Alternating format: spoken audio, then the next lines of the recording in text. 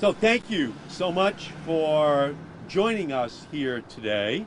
I'm joined by Jen Benson, President of the Alliance for Business Leadership, and Amy Boyd, Director of Policy for the Acadia Center, which is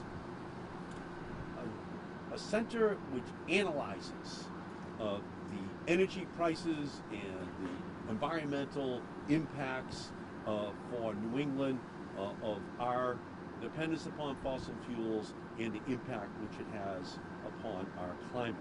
So we are here today in order to make a very simple declaration. It's to call on our electricity grid operators to say that we cannot simply accept the promise of a future with clean energy. We need a plan for clean energy today. But instead of giving us the green light for our clean energy revolution, ISO New England is proposing to send us on a detour by proposing to delay the elimination of a rule that puts fossil fuel generation ahead of cleaner, cheaper alternatives. ISO New England is risking reliability and cost savings for residents across Massachusetts. And it starts right here in Holyoke. This is where the decision is made to increase our dependence upon oil and natural gas all across Massachusetts. Behind those closed gates, the decisions are made to increase our dependence on oil and gas all across Massachusetts and all across New England. So, the rule that they have promulgated behind those closed gates is called the minimum offer price rule, or MOPR. But MOPR actually stands for something else. It stands for minimizing our potential for renewables in Massachusetts and all across New England. We should be the leaders, not the laggards. That's what happens behind these gates. These decisions are made in secret, and the secret decisions always come out the same. They come out in favor of the oil and gas industry. They come out against the consumer. They come out against the environment. That's what happens here in Holyoke behind those gates in their secret deliberations. The rule that they are promulgating sets an artificially high price that prevents lower cost providers of renewable energy and battery storage technologies from outcompeting the more expensive fossil fuel powered generators by keeping dirty energy on and clean energy off of the grid of Massachusetts. This is where the conspiracy takes place. Simply put, that is not the kind of rule that we need on the books in the Bay State. We're not just the Bay State, we're the brain state. We have to be ahead of the curve. We have to be leading on these issues. Not a laggard, but the leader. Clean energy is cheaper, clean energy is reliable, and the need for ambitious and aggressive climate action has never been more urgent. Massachusetts has set a target of cutting its climate warming emissions by 50% economy-wide by 2030.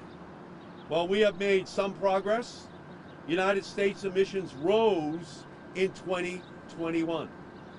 The International Panel on Climate Change tells us that we need to peak global emissions by no later than 2025, and then cut our emissions rapidly in order to have even a 50% chance of keeping global warming to 1 1.5 degrees Celsius. Current policies put our warming trends closer to 3 degrees Celsius. In Fahrenheit, that's the difference between a 95-degree day and a 101 degree day. That's what we're fighting for right now. We are in a science experiment being conducted by the oil and gas industry of the United States. And here in New England, we don't produce oil or natural gas, but we have God's natural sun and the wind off of our oceans and off of our open spaces that we can use to substitute. But ISO New England says no. They say we have to go slow. We have to be dependent for too long on that old-fashioned, dinosaur-based fossil fuel that we have been dependent upon for generations. So what's the difference? Well, the difference is this. You have to think about manageable oceans or 11 feet of sea level rise by the end of this century. We need to cut emissions, get clean energy off the grid, and get on track for a safe future today. In addition to the need for aggressive clean energy deployment to address the climate crisis, the ISO's decision to prioritize oil and gas generation in our electricity markets will burn Massachusetts consumers. The price for natural gas increased by more than 60% from January of 2021 to January of 2022. A 60% increase. And the markets are telling us that we are going to see another 60% increase between 2022 and 2023.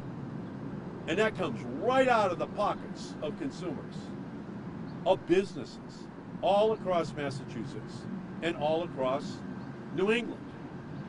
And that's due to, obviously, a need for the natural gas industry to start to export American natural gas to respond to Putin.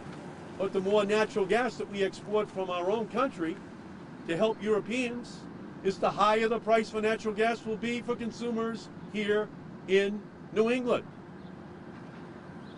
So we just have to end this cycle. We just can't have a 60% increase in the price to consumers year after year. If we have a smarter way of capturing God's great gifts for Massachusetts and New England with the sun and the wind every day of the year. Meanwhile, the cost for solar has decreased by more than 60% over the last decade.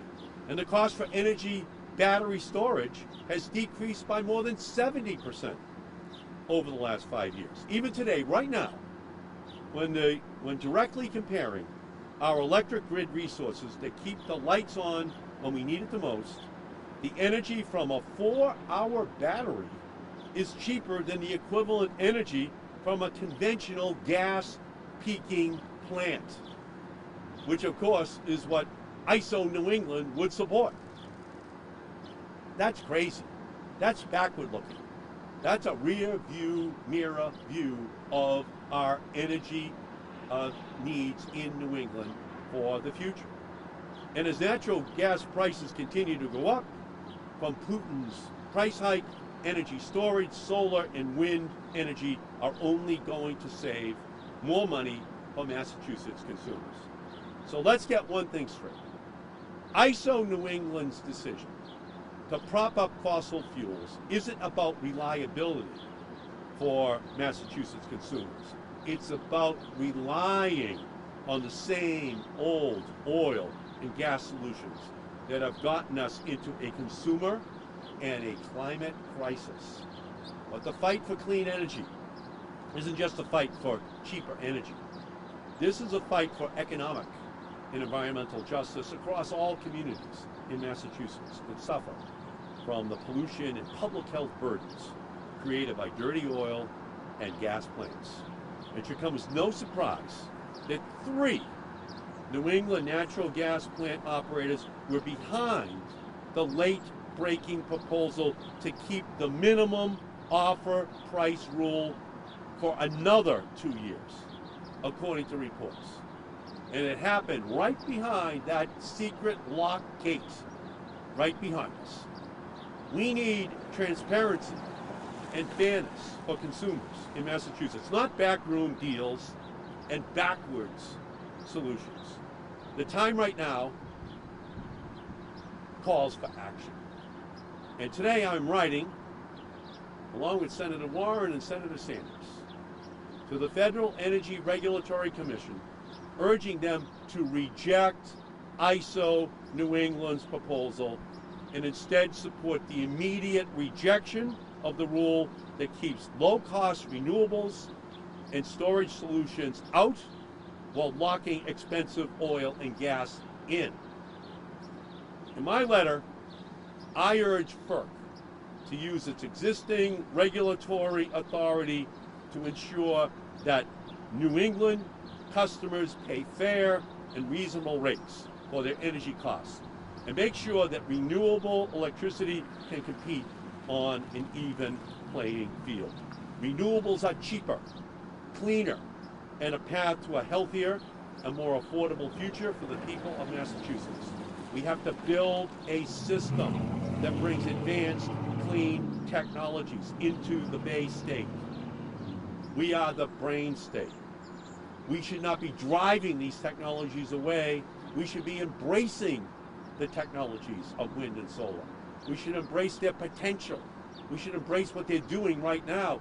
In 2021, 20% of all electricity in Massachusetts was solar. Let me say that again.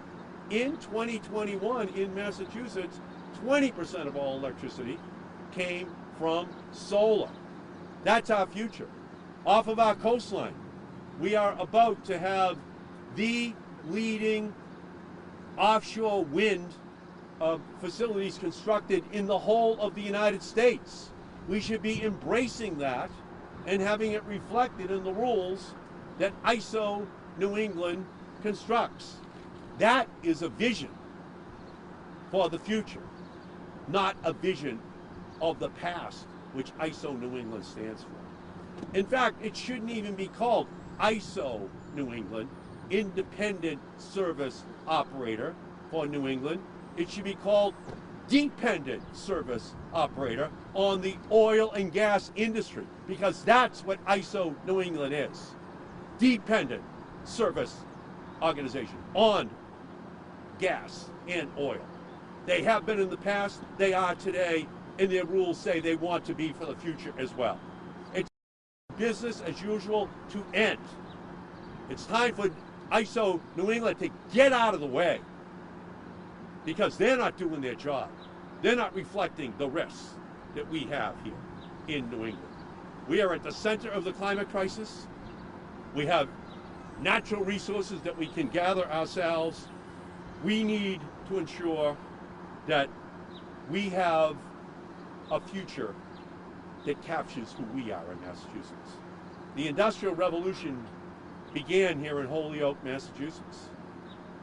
This was one of the wealthiest cities in the United States because they captured that moment in our industrial era. Well, we're at another era right now that is dawning, and Massachusetts has a right to say that we are going to be the leader. ISO New England wants to take us back to the past.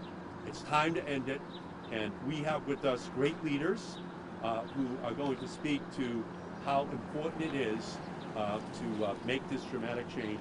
I give you first Jen Benson, the president of the Alliance for Business Leadership in Massachusetts. Welcome, Jen. Good afternoon. First, I have to thank Senator Markey for his incredible leadership, not only on this particular issue, but on all things related to climate. You have represented Massachusetts so well, and we are grateful for your support of these important issues.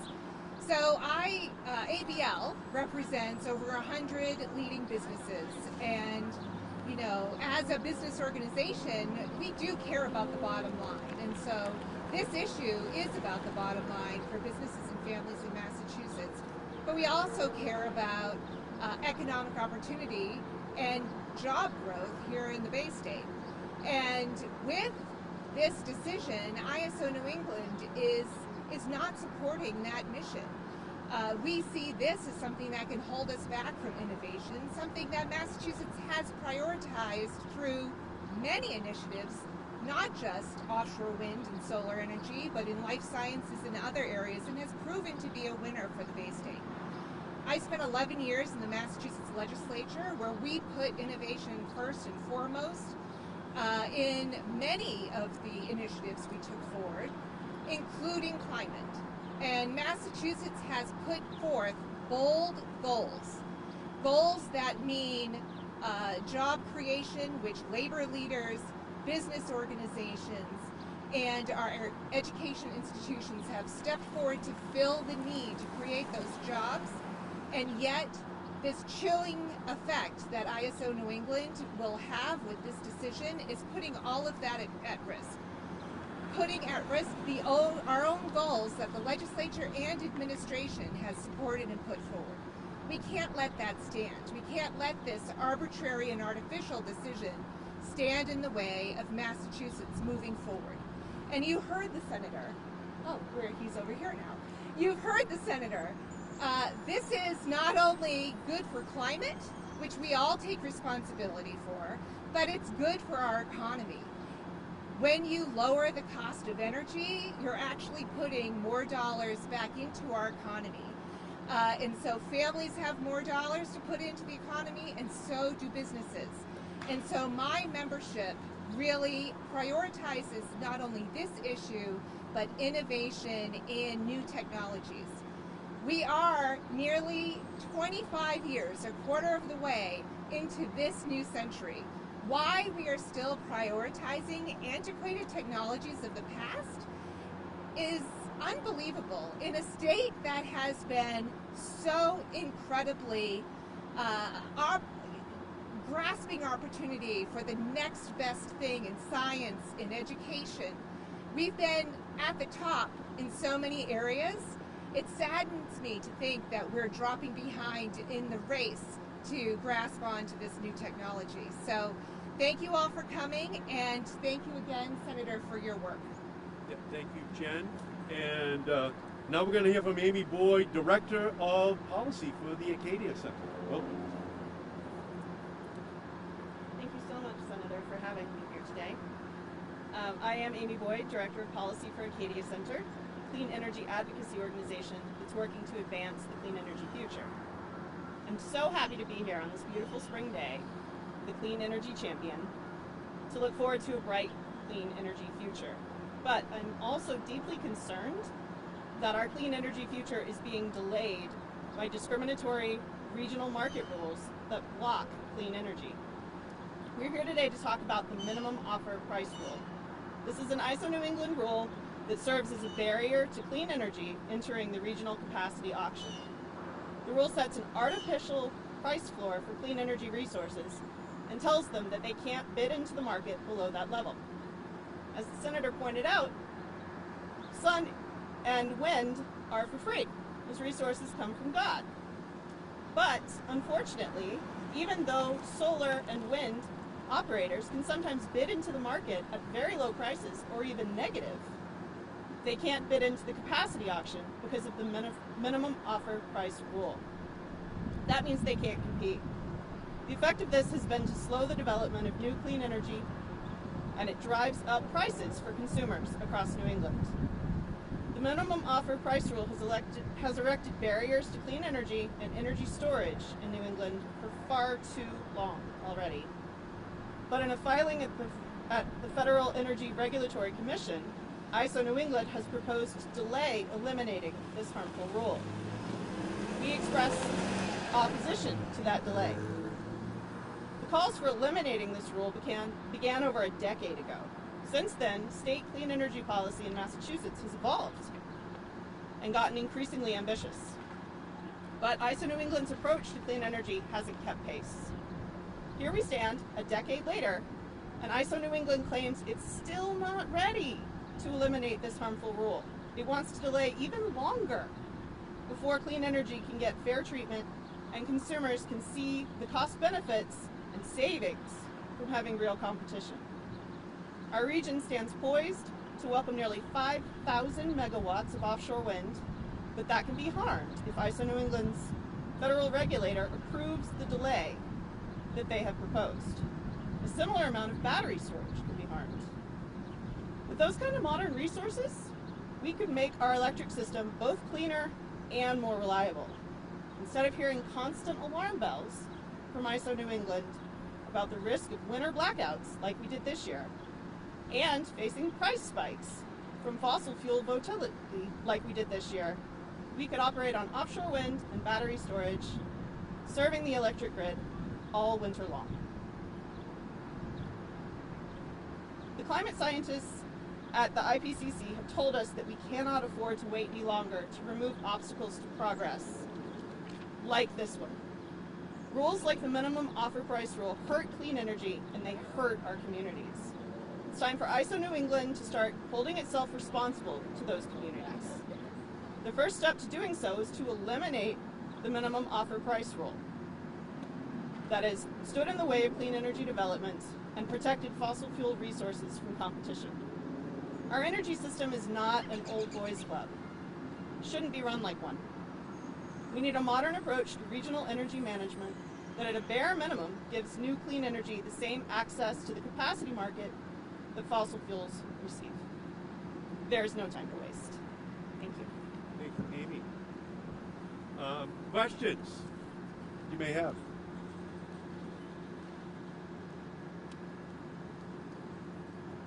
Senator Markey, I'm going to ask you about something slightly off topic Okay, here. good. Speaking about the refugee situation with Ukraine, your office helped out with a family that had a daughter who was a 10-year-old daughter, Mary, who was in Ukraine. We were able to help her father get to Poland to bring her here. Her mother, Marina, is still in Poland. She's a Ukrainian resident.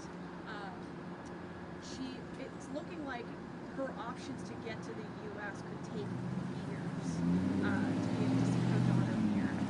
What are your thoughts about how the U.S. is handling Ukrainian refugees at this time? I'm working right now to roll out the red carpet so that we can have every family member united here in the United States. The Kapuskis deserve the justice for their families, which the United States can provide to them, even as Putin is denying it to them. So I think it's very important for all of the family members to be able to come here to Massachusetts, and I'm going to continue to work until that job is done and that family gets the help which they need. Senator, speaking of Ukraine, is there any concern that the arms package to Ukraine might make things more tense with we don't want an armed conflict between the United States and Russia. But we also want to make sure that the Ukrainians can protect themselves and that they get the help which they need from the United States and other European allies in order to fight this inhumane genocide which is being perpetrated upon Ukraine.